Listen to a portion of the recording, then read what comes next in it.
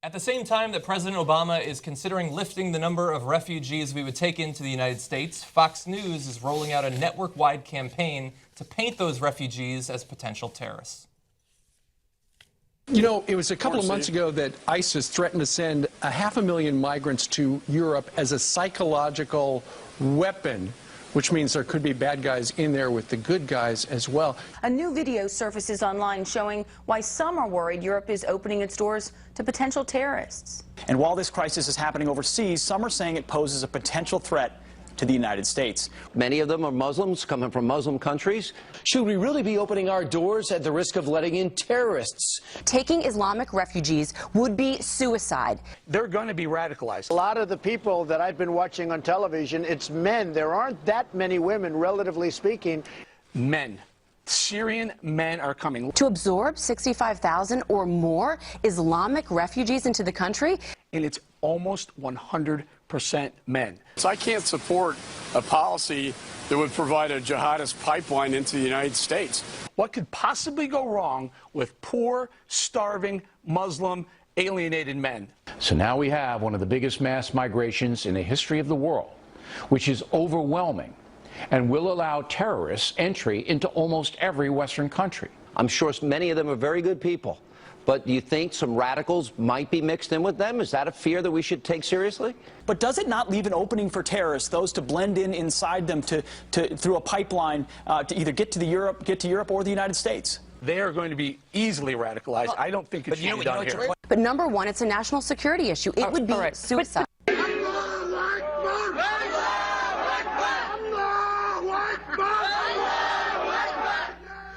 Those are reportedly Muslim refugees on a train in Europe chanting Allah Akbar or God is great. Now, to be clear, we're not saying that any of those people are terrorists or in any way affiliated with a terror group, but it does highlight just how many of these refugees who are fleeing violence in Iraq and Syria are Muslim. They're not saying they're terrorists. They're not saying it at all. That's great. They just want to make you piss your pants as you sit watching Fox News. The graphics there said terrifying chant.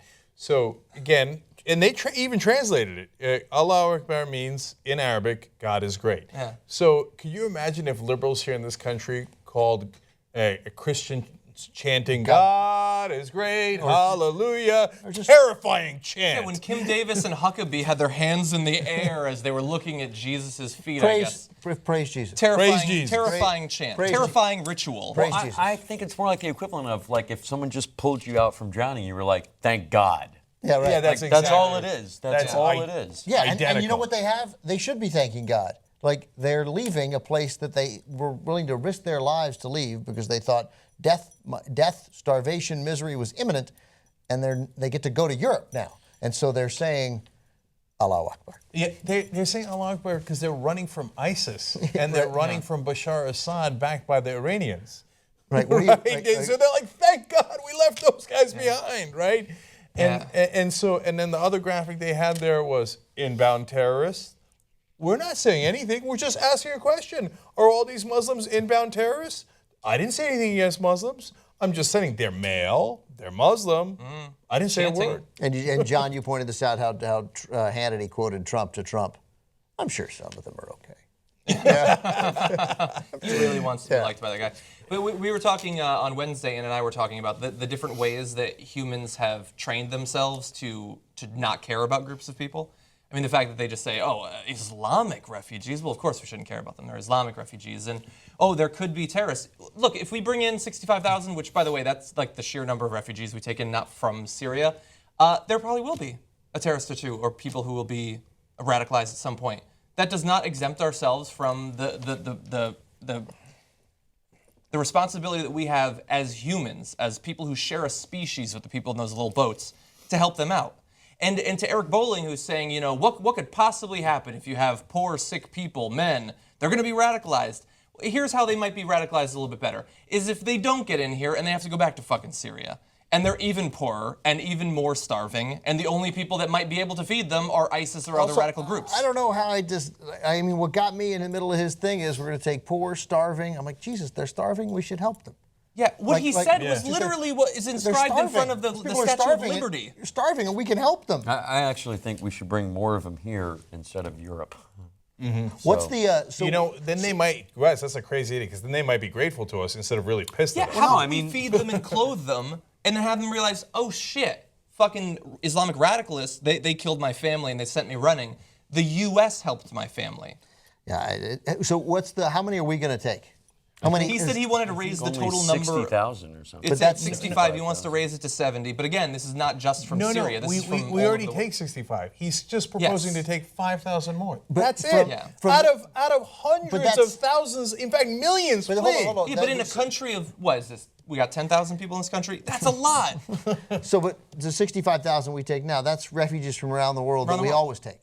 Every year we're willing to take 65,000. He's saying take 7,000, take 5,000 more because of this massive influx. That's of right. Syrians. Yeah, and to give you again context, Lebanon took 1 million refugees, and that's a quarter of their population. We have over 300 million people here. We're talking about 5,000 extra people.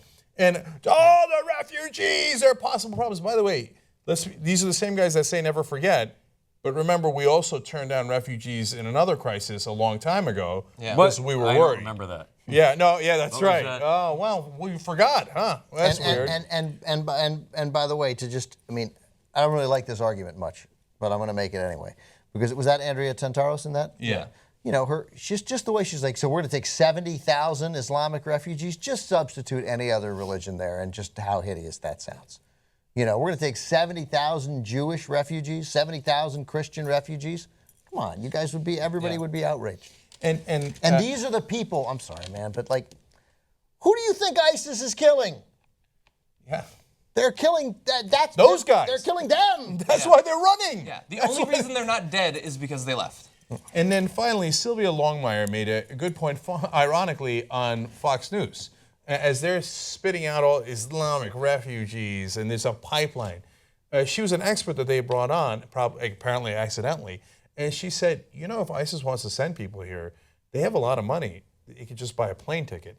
The way that most terrorists come over is through planes, or if they're going to Europe, they just take a train, and they have the money to manufacture papers, or oftentimes they get someone with no criminal record. It's super easy for them to come in. And then the Fox host is like, yeah, what about the porous Mexican border, right? They're like, no, usually they just drive in from Canada because that's much easier, right? So these are the people who are poor and don't have the ability to do any of that stuff. So if ISIS wanted to send people in, just fly them in, right? It's usually much easier. In order to get accepted as a refugee, you have to go through an enormous bureaucratic process. It's almost the hardest way to get here. You think ISIS is going to put them in a truck where half of them are going to die from? ISIS has a lot of money. They have oil money. They don't need to do any of this. These guys are knuckleheads. And what would they do? They want Fortress America. They want to build gigantic walls and make sure nobody comes for me. But I'll tell you what, they might have been right. Maybe if we had done this decades ago, we wouldn't have let one of these sons of bitch Syrian refugees in here who wound up being Steve Jobs' dad. Yeah. Oh, oops. Yeah. Right. And that's one of my favorite facts. So Steve Jobs' dad is Syrian. They love Apple. They're like, #1 company in the world, #1 company. We're #1, America's #1. How do we get to be #1? Because we let other people in who turned out to be a great benefit and made this country great. Yeah.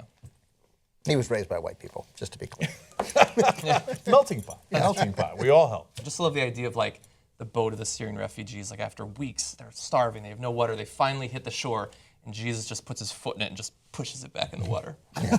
That's their Christianity.